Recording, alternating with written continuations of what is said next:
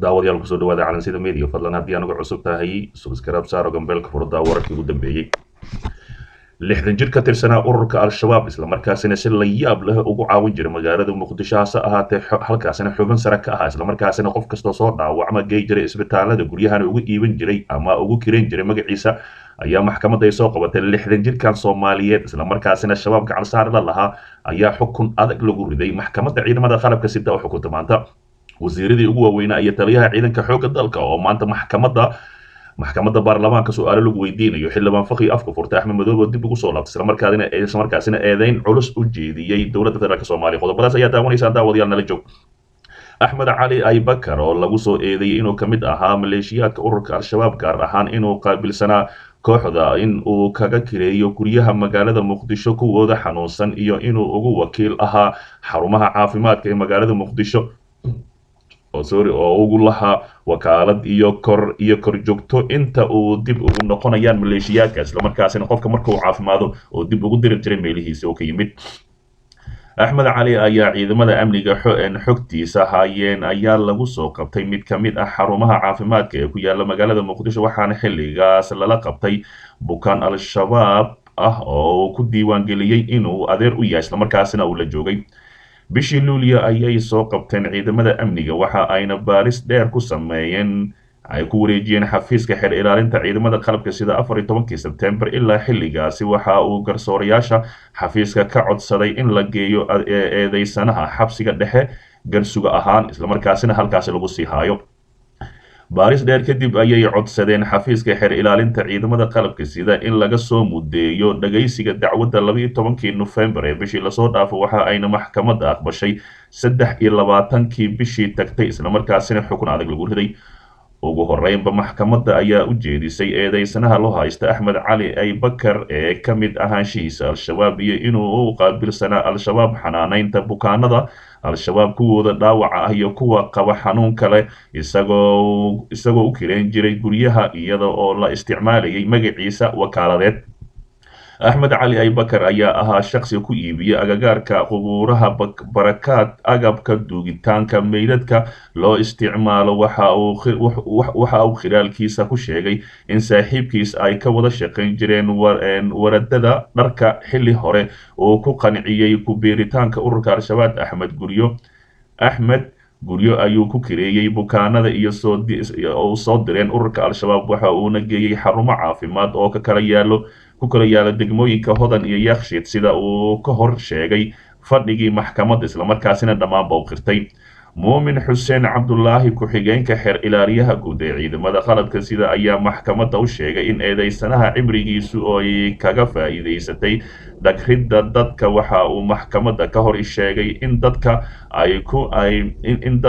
ku ixtiraami jireen da'da uu jiro oo si rasmi ah oo u jiro 60 jir maxkamadda ayuu weydiistay in laga qariyo bulshada maadaama uu suurad xumeynayo dadka waayeelka ah ee bulshada nooc walba ay ku ixtiraami da'dooda ayaa layidhi qareenka u doodaya eedeysanaha ayaa maxkamadda u sheegay in axmed lagu cadaadiyey shaqada uu hayo waxa uuna maxkamadda ka codsaday in loo naxariisto maadaama uu yahay nin da' ah islamarkaasina loo qafiifiyo garsoorayaasha oo ay ku qaadatay dhageysiga kiiskaani saacado badan ayaa ugu dambeyntii go'aamiyey in lagu xukumo 10 sano oo xabsi ciidan ah sida uu sheegay warbaahinta gaashaanle sare xasan cali nuur shuute gudoomiyaha maxkamadda darajada koowaad ee ciidamada qalabka sida islamarkaasina ninkan 60 jirka ah ayaa lagu xukumay 10 sano oo xabsi ciidan ah islamarkaasina kasoo laabasho lahayn dhinaca kale wasiirka difaaca oo hortagay golaha shacabka islamarkaasina su'aalo la weydiinayay iyo taliyaha xoogga dalka Soomaaliyeed wasiirka gaashaandhigga xukuumadda federaalk Soomaaliya mudane xasan cali maxamed amar dambe wasiir ku-xigeenka wasaaradda cabdulaahi colaad roble iyo taliyaha ciidamada xoogga dalka Soomaaliyeed sareeyo guuda odawaa Yuusuf Raagi ayaa maanta hortagay xildhibaanada golaha shacabka ee baarlamaanka Soomaaliya islamarkaasina halkaasi su'aalo lagu garbaashayo kulanka oo gordhow furmayay ayaa waxaa shir gudoominaya mudane cabdiweli sheekh ibraahim muude oo ah gudoomiyaha ku-xigeenka koowaad ee golahaasi iyadoo uu sidoo kalena goobjoog yahay ku-xigeenka labaad ee mahad cabdalla cawad golaha shacabka ayaa xildhibaanadii waxay ka weydiin doonaan dib u dhiska ciidamada iyo sidoo kale dagaalka adag ee lagula jiro ururka al-shabaab iyo islamarkaasina ciidamada qalabka sida halka xaaladooda marayaan sidoo kale waxaa suurtagal ah in wax laga weydiiyo ciidamada faraha badan ee ay dhowaan dowladda federaalk soomaaliya geysay deegaanada galmudug islamarkaasina halkaasi isqabqabsi badan ka dhaliyey xildhibaanada baarlamaanka soomaaliya ayaa muddooyinkaasi dambe waday qorshe lagu dardar gelinayo la xisaabtanka xukuumadda iyo hay-adaha kala duwan ee dowladda waxaana shalay hortagay wasiirka warfaafinta maxamed cabdi xayir maareeye islamarkaasina su-aalo adag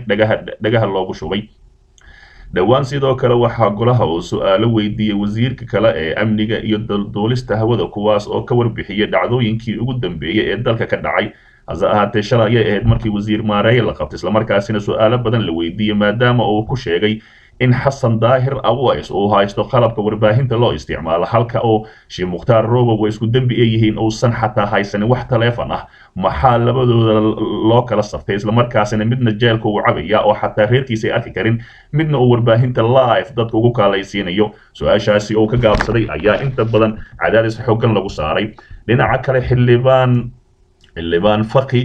ilaalada filla soomaaliya way la xun tahay arrinta ay samaynayso wayna qirteen ayuu yidhi xildhibaan axmed macalin faqi ayaa ku hadlay go-aanka ay filla soomaaliya soo saartay ee xeendaabka madaxtooyada loogu diiday inay wax ciidan ah ilaalo la ah ay galaan mas-uuliyiinta dowladda islamarkaasina gebi ahaanba laga mamnuucay faqi oo ah nin aad mucaarad uga ah dowladda farmaajo islamarkaasina ka mid ah madasha xisbiga qaran faqi oo qoraal soo dhigay bartiisa rasmiga ee facebook ayaa filla soomaaliya oo horay u kala xirtay shacabka ayaa hadda kala xirta uu yidhi hay-adihii dowladda ayuu yidhi waxaa labadii maalmood ee lasoo dhaafay la xayiray oo yidhi dhammaan wadooyinka agagaarka filla soomaaliya ama soo gala madaxtooyada filla soomaaliya waxaa laga mamnuucay ilaalada la socda mas-uuliyiinta dowladda xildhibaanada iyo saraakiisha ciidamada intooda badan iyo wasiirada dhammaanbo wasiirada ma jiraan ayaan filayaa waa xildhibaanada iyo saraakiisha ciidamada intooda badan ciidamadu si aan asluubaysanayn ayay ula dhaqmayaan mas-uuliyiinta dowladda waxaana la yaab leh oo yidhi ciidamada booliiska dareeskooda ciddii wadata aysanba cariga kasoo ag dhowaan karin hay-adaha dowladda ee agagaarka madaxtooyada ku yaala waxba lagama socdaan amarkaasi soo boodada ah mana jirto cid fasiraad ka bixin karta oo yidhi waxaa loola jeedaa marka laga reebo askarta qaarkood oo ay la xun tahay waxa ay samaynayaan oo ku dhahaya kor ayay arrintu ka socotaa madaxweyne farmaajo 3 sano ee uu talada dalka hayay waxaa la kala xiray isku socodkii magaalada muqdisho sanadkii u dambeeyay waxaa bilowday kala xiridda isu socodka hay-adaha dowladda oo taasi ay tahay inay xaq leeyihiin islamarkaasina isku socdaan hay-adaha golaha shacabku kuma sii shaqayn karto xaaladdu hadda sida ay tahay haddii deg deg wax looga bedelin suurtagalna ma ahan oo yidhi madaxweynaha in ay isaga khaldanto mas-uuliyiintii hay-adaha dowladda iyo kooxda al-shabaab mana ahan madaxweynuhu inuu ka naf jeclaysto ummadda inteeda isagoo madaxtooyada dhexdeeda loogu keenayo cabashada ummadda iyo tan mas-uuliyiinta ayuu yidhi hase ahaatee xildhibaan faqi oo si weyn uu u bahdilay madaxweyne farmaajo ayaa iminka waxa uu leeyahay dhammaanba wuxuu xayirayaa xataa dowladdii shaqooyinkii hay-adaha dowladda islamarkaasina halka shacabkii oo markii hore xayiray dhinaca kale qodobka ugu dambeeya axmed madoobe oo kusoo laabtay kismaayo eedayn culusna u jeediyay dowladda federaalk soomaaliya madaxweynaha dowlad goboleedka aan la aqoonsanayn ee soomaaliyeed ee jubbaland mudane axmed madoobe ayaa maanta dib ugu soo laabtay magaalada xeebeedka kismaayo ee xarunta gobolka jubbada hoose axmed madoobe hogaaminayo xubno ka tirsan maamulkiisa oo maalmahan dambe ku sugnaa magaalada nairobi ee dalka caasimada dalka kenya ayaa waxaa si diiran loogu soo dhoweeyey garoonka kismaayo iyadoo ay si aad ah u adkeeyeen ammaanka magaaladaasi maadaama cabsi badan ka jirto intii uu ku sugnaa madaxtooyada jubbaland nairobi madaxweyne jubbaland ku sugnaa nairobi wuxuu kula kulmay xubno ka tirsan beesha caalamka isagoo kala hadlay xaaladda soomaaliya gaar ahaan doorashooyinka 2020 ee khilaafka maamul goboleedka kala dhexeeya dowladda iyo arrimo kale oo xasaasi ah madaxweynaha ayaa la kulmay sidoo kale mucaaradka ugu waaweyn oo ugu horeeya sheekh shariif sheekh axmed sidoo kale wuxuu la kulmay siyaasiyiinta caan ah oo ka mid yihiin madaxweynihii hore ee soomaaliya sheekh shariif sheekh axmed iyo madaxweynihii hore ee koonfur galbeed soomaaliya mudane shariif xasan sheekh aadan oo saaxiibo ku yihiin siyaasadda madaxweyne axmed madoobe oo warbaahinta la hadlay ayaa eedeeyey dowladda dhexe in ay ku fashilantay isku wadidda siyaasadda dalka isagoona intaasi ku daray in cadaadis iyo cunaqabateyn ay isugu dartay shacabka ku dhaqan deegaanada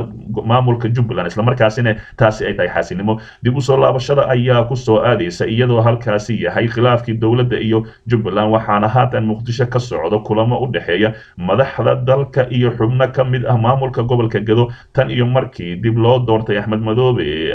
waxaa Jubbaland wajahaysa khilaaf ka dhashay doorashooyinkii maamulkaasi kadib markii ay ka hortimid dowladda dhexe iyo marar badan xayiraad ku soo rogtay magaalada Kismaayo isla markaasina ilaa iminka ay cunaqabateen xoogan saaran tahay hase ahaatee lama oga waxa ay ka sameyn doonaan xaaladda iminka si cakirnaanta maadaama halkaasi uu ku burburo shacabkii farmaajo fila Soomaaliya iyo Axmed Madoobe hadday is haystaan halkaasi waxaa ku burburaya oo kaliya shacabkii iyo magaaladii isla markaasina dadkaasi halkaasi dhibaato xoogan kala kulmayo halkan naga daawanaysa waa Calansida Media fadlan subscribe saar gombeelka furo wararka ugu dambeeyay nala joog